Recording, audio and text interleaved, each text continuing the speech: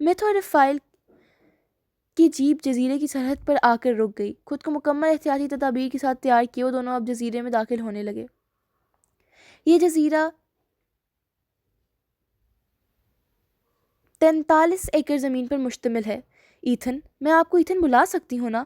وہ کہتے ہوئے رک کر ایتھن کی جانب پلٹی جو اس کی معصومیت سے پوچھنے پر اس بات میں سر ہلا گیا۔ وہ پھر سے بولنا چالو کر چکی تھی اور اسے روکنا مشکل ہی نہیں، ناممکن تھا۔ اسے موت کا جزیرہ بھی کہا جاتا ہے۔ یہاں دنیا کے سب سے خطرناک اور زہریلے ترین سانپ پائے جاتے ہیں، جن میں سے ایک وافر مقدار گولڈن لانس ہیڈ وائپر کی ہے۔ یہ ایک نہایت زہریلا سانپ ہے۔ ایزابیلا چلتے ہوئے اسے جزیرے کے متعلق اکٹھی کی گئی معلومات سے آگاہ کر رہی تھی۔ ہر طرف عجیب زہریلی مہک پھیلی ہوئی تھی۔ دن کا وقت تھا مگر وہ پھر بھی ایک خوف اپنے اندر اترتا محسوس کر رہا تھا۔ چلتے چلتے اچانک ایتھن کا پیر کسی شے سے ٹکرایا تو وہ اچھل کر پیچھے ہٹا۔ وہ کوئی چھوٹا سا پتھر تھا۔ دیکھ کر اس کی رکی ہوئی سانس بحال ہوئی۔ یہ اوکے؟ پاس آ کر فکر سے ایزابیلا نے پوچھا تو اس بات میں سر ہلا گیا۔ سنا ہے سالوں پہلے یہاں ایک شخص اپنی بیوی اور 15 سالہ بیٹی کے ساتھ رہ کر اس جزیرے کی نگرانی کرتا تھا۔ وہ یہاں کے لائٹ ہاؤس میں رہائش پذیر یہاں آنے والے غیر ملکی سیاح اور غیر قانونی طور پر سانپوں کو چرانے والوں سے اس جزیرے کی حفاظت کرتا تھا۔ وہ ایزابیلا کی اس بات پر ایک سیکنڈ چلتے چلتے رک کر اسے دیکھنے لگا۔ پر لوگ کہتے ہیں کہ ایک روز اس آدمی اور اس کے خاندان کی لاش لائٹ ہاؤس کے باہر پائی گئی۔ کوئی نہیں جانتا کہ ان کی موت کیسے ہوئی۔ شاید کسی زہریلے سانپ نے انہیں مار دیا۔ کہانی سناتی ایزابیلا کی آواز میں کھلتی اداسی اور آنکھوں میں اترتی نمی محسوس کرتا ایتھن چلتے پھر سے رک گیا۔ وہ رکا تو پلٹ کے ایزابیلا نے اس بار نم آنکھوں سے اس کی جانب دیکھا اور مسکرا دی۔ فکر مت کرو، میں ٹھیک ہوں، بس دکھی داستانیں سن کر میرا دل اداس ہو جاتا ہے۔ ایتھن اس بات میں سر ہلاتا واپس اس کے ساتھ چلنے لگا۔ وہ بھی آگے بڑھ رہی تھی کہ اچانک سسکاری بھرنے جیسی سنسناتی آواز دونوں کے کانوں میں اتری، انہیں خوف سے ساکن کر گئی۔ یوں لگا تھا جیسے کوئی سانپ پھنکار رہا ہو۔ ایتھن اور ایزابیلا کا چہرہ لٹھے کی مانند سفید پڑنے لگا۔ وہ 2 قدم بنا پیچھے دیکھے پیچھے ہوئے تھے کہ دیکھ کے چلنے کے باعث پیر تلے آتے پتھر سے پھسل کر ایتھن گرنے لگا۔ جب ہی اس کی مدد کرتی ایزابیلا بھی اس کے ساتھ کھینچی چلی گئی اور دونوں رکھتے ہوئے ایک درخت سے ٹکرانے لگے تھے مگر تبھی ایک ہاتھ ایزابیلا کی جانب پھرتی سے بھرا اور اسے گرانے سے بچا لیا۔ اسی اثناء میں گرتے ہوئے ایتھن نے ایزابیلا کا ہاتھ زور سے جکڑ لیا۔ تبھی سانپ کی پھنکار بہت قریب سے سنائی دی اور تینوں فریقین نے آواز کی جانب دیکھا۔ ایتھن کے پیر کے بے حد قریب ایک سنہرے رنگ کا سانپ ریگتا ہوا آگے بڑھ رہا تھا۔ خوف سے چلانے کو تیار ایتھن کے منہ پر ایزابیلا نے زور سے ہاتھ رکھا اور تبھی دونوں کو ایک ساتھ اس تیسرے انجان شخص کی جانب کھینچا۔ وہ تینوں اب واپس جزیرے کی سرحد کی طرف بھاگ رہے تھے جب ایتھن زخمی خون آلود انگوٹھے سے مزید چلنے کی تاب نہ لاتا چکرا کر وہیں گر پڑا۔ بھاری ہوتے سر کی بدولت آنکھیں کھولنا دشوار ہو رہا تھا مگر جبراً وہ آنکھیں کھولتا آس پاس دھندلی نگاہوں سے جگہ کو پہچاننے کی کوشش کرنے لگا۔ نیما اندھیرا سا سادہ مگر نفیس کمرہ اس کے لیے اجنبی تھا۔ کوہنی کے بل اٹھتے ہی کوشش کی تو سر میں درد اٹھنے لگا اور وہ واپس لیٹ گیا۔ تم ٹھیک ہو بچے؟ واپس تکیے پر سر گرایا ہی تھا کہ تبھی مہربان سی نسوانی آواز پر چونک کر اس نے دروازے کی جانب دیکھا۔ مکمل لباس میں خود کو ڈھکے ہوئے مہربان اور اس کی جانب بڑھ رہی تھی۔ وہ کہاں پر تھا؟ رک کر اس نے بغور اس مہمان چہرے کی جانب دیکھا اور دنگ ہی تو رہ گیا۔ وہ اس چہرے کو کیسے نہ پہچانتا؟ وہ برسوں سے اس چہرے کو دیکھنے کی خاطر ترس رہا تھا۔ راتوں کو روتا تھا اور دن بھر تصور میں اس وجود کی آغوش کو تلاشتا رہتا تھا۔ یہ اگر خواب تھا تو وہ کبھی جاگنا نہیں چاہتا تھا۔ اگر وہ مر چکا تھا تو ایسی موت پر اسے کوئی ملال نہ تھا جس نے اسے اس وجود سے ملا دیا تھا۔ وہ اٹھنے کی کوشش کرنے لگا، نگاہوں میں ایک طرف سی مچلنے لگی۔ تبھی دروازے پر 2 لوگ اور نمودار ہوئے۔ ایک تو وہ تھی اور دوسرا کون تھا؟ اسے رفتہ رفتہ جزیرے والا واقعہ یاد آنے لگا۔ بہت کچھ ایک ساتھ دیکھ اس کا دماغ برداشت نہ کر پایا تھا شاید۔ سو تھکاوٹ سے چور درد کی لپیٹ میں وہ آنکھیں واپس موند گیا۔ اس کے بیڈ کے کنارے پر کھڑے رفائل نے بغور دیکھا۔ یہ چہرہ اسے اپنا اپنا سے کیوں لگ رہا تھا؟ آپ کی مدد کا بہت شکریہ رفائل۔ آج اگر آپ وقت پر نہ آتے تو پتہ نہیں کیا ہو جاتا۔ ایزابیلا کے لہجے میں رفائل کے لیے بے پناہ احترام تھا۔ وہ ایتھن پر سے دھیان ہٹائے اس بات میں سر ہلا کر باہر کی جانب بڑھ گیا۔ آنکھیں کھول کر اس نے بائیں جانب دیکھا جہاں پاس ہی کرسی رکھے وہ مہربان چہرہ بیٹھے بیٹھے شاید آنکھ لگ جانے پر سو گیا تھا۔ آہستہ سے اٹھ کر بیڈ کی پشت سے ٹیک لگاتے ایتھن کا دل زوروں سے دھڑک رہا تھا۔ 27 سال بعد وہ اس چہرے کو دیکھ رہا تھا اپنے بالکل سامنے۔ حقیقت میں کیسا زندگی سے بھرپور منظر تھا۔ آنکھ کے کنارے اٹکا ہوا آنسو بہہ کر اس کی بڑھتی ہوئی شیب میں جذب ہو کر رہ گیا۔ میں نے آپ کو بہت مس کیا موم۔ نہ چاہتے ہوئے بھی بے بسی سے وہ دل کی بات زبان سے ادا کرتا کمرے میں داخل ہوتے ایزابیلا کے قدموں کو زنجیر کر گیا۔ کرسی پر بیٹھتے بیٹھتے اونگتے وجود میں ہلکی سی جنبش ہوئی۔ وہ ایک دم سے سیدھی ہو کر ایتھن کی جانب متوجہ ہوئیں۔ تم ٹھیک تو ہو نا بچے؟ ان کے لہجے کی شیرینی نے جیسے ایتھن کا ہر درد مٹا ڈالا۔ اسبات میں سر ہلاتا وہ مسکرا دیا۔ دیوار کا سہارا لے کر کھڑی ایزابیلا کو اب تک ایتھن کا جملہ ہضم نہ ہوا تھا۔ تم لوگوں کو اتنی خطرناک جگہ پر ایسے نہتا نہیں جانا چاہیے تھا بیٹے۔ خدا نہ خواستہ اگر میرا بیٹا وقت پر نہ آتا تو نہ جانے کیا ہو جاتا۔ اللہ نے آج تم سب کو بچا لیا۔ وہ پرشفیق فکر مند لہجے میں ایتھن کو سمجھا رہی تھی، اور پوری دل جمی سے انہیں سنتے ایتھن کو لفظ میرا بیٹا سن کر جھٹکا سا لگا۔ دل ڈوب کر ابھرا۔ آؤ بچے، اندر آ جاؤ۔ وہ ایزابیلا کو دروازے پر دیکھ اندر بلانے لگی تو ہوش و حواس درست کرتی وہ بھی بظاہر مسکراتی ہوئی اندر کی جانب بڑھ آئی۔ اسی لمحے رفائل بھی کمرے میں ہلکی سی دستک دے کر داخل ہوا۔ مسکرا کر ماں نے اس کی جانب دیکھا اور پھر ایتھن کو۔ تم بے ہوش ہو گئے تھے بیٹا اس جزیرے پر، تب میرا بیٹا تمہیں سیدھا یہیں لے آیا۔ رفائل کے لیے ان کے لہجے میں قربان ہو جانے والی محبت دیکھ ایتھن کا وجود سن ہو کر رہ گیا۔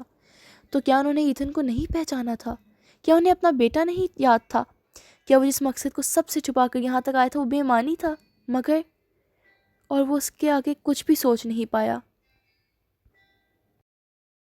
3 روز بعد حال وہ اس وقت ہوٹل کے کمرے میں موجود اپنے سامان کی پیکنگ کر رہا تھا کہ دروازے پر دستک ہوئی۔ بے دلی سے اس نے دروازہ کھولا تھا کہ اگلے پل وہ الجھ کر رہ گیا۔ سیاہ رنگ کے مکمل ٹریک سوٹ میں ملبوس، چہرے پر سیاہ نقاب اوڑھے نہ جانے کون تھا۔ سر پر سیاہ ہڈ ڈال رکھی تھی اور پھرتی سے وہ ایتھن کی طرف بڑھا۔ اپنا وہ جزیرے پر جانے کے لیے جو حکومت سے اجازت نامہ لائے تھے، اور وہ اپنا لائسنس دکھاؤ۔ سیاہ رنگ کی پستول کی ناک کا رخ ایتھن کی جانب کے نقاب پوش اس کو خوف میں مبتلا کر گیا۔ خاموشی سے ہاتھ اٹھاتا وہ سوٹ کیس کی طرف بڑھا۔ تمام کاغذات ایک فائل میں جمع تھے۔ اس سے قبل وہ انہیں اٹھاتا، پھرتی سے اس نقاب پوش نے فائل لی اور جانے کو مڑا، تبھی ایتھن نے بنا سوچے سمجھے پیٹھے سے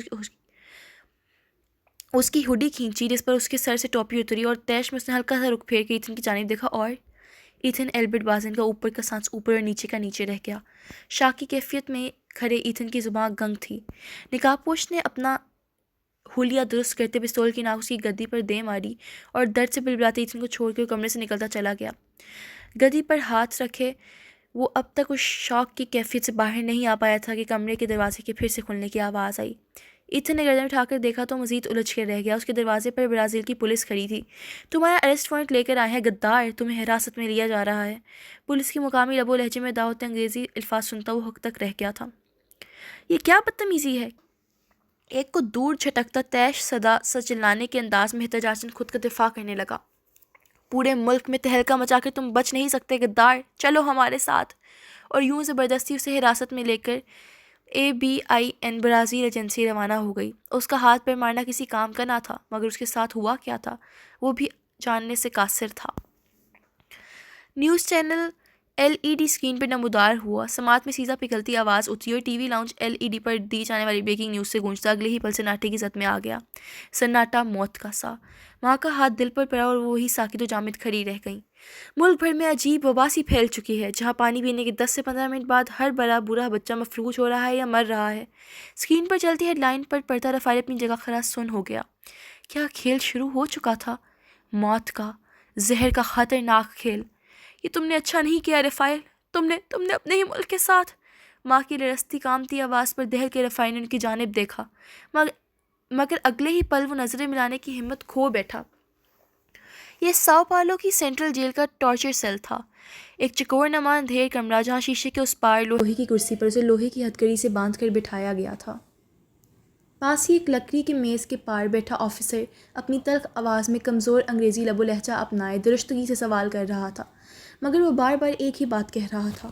پھٹ چکے تھے، خون رس کر جم گیا تھا، دائیں آنکھ تلے نیل پڑا ہوا تھا، اسے مارا پیٹا گیا تھا۔ ABIN کے محکمے کے آگے کس کی چلتی تھی آج تک؟ کس کی چلی تھی آج تک؟ اسے خاموشی سے اٹھا لیا گیا تھا۔ ہر ایک انجان تھا کہ آخر فرانس کے مشہور سائنسدان ایلبرٹ بازن کا اکلوتا بیٹا ایتھن بازن برازیل آنے کے بعد 2 دن پہلے کہاں غائب ہو گیا؟ کب اور کیوں؟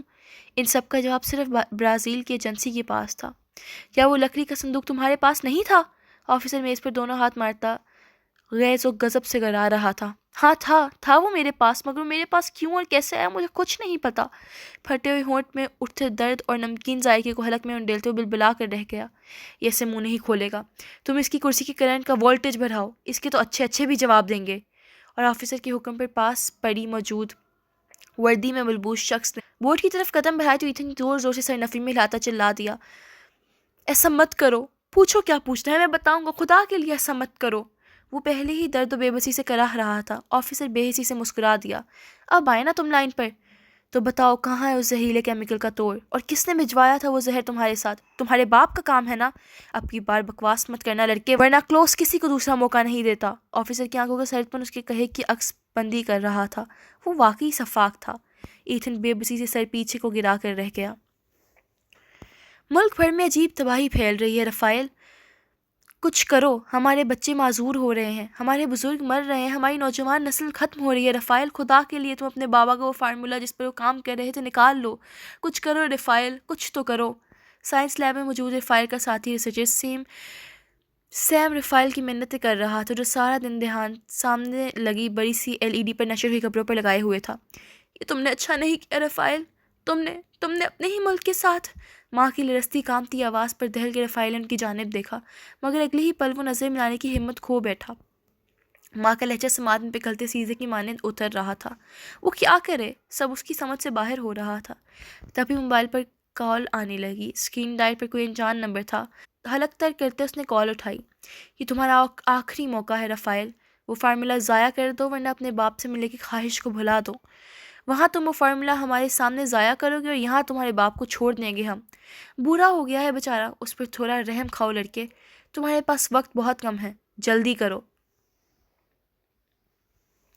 زہر گھولتی آواز فون اسپیکر سے آنا بند ہو چکی تھی۔ کیا ہوا رفائل، کس کا فون تھا؟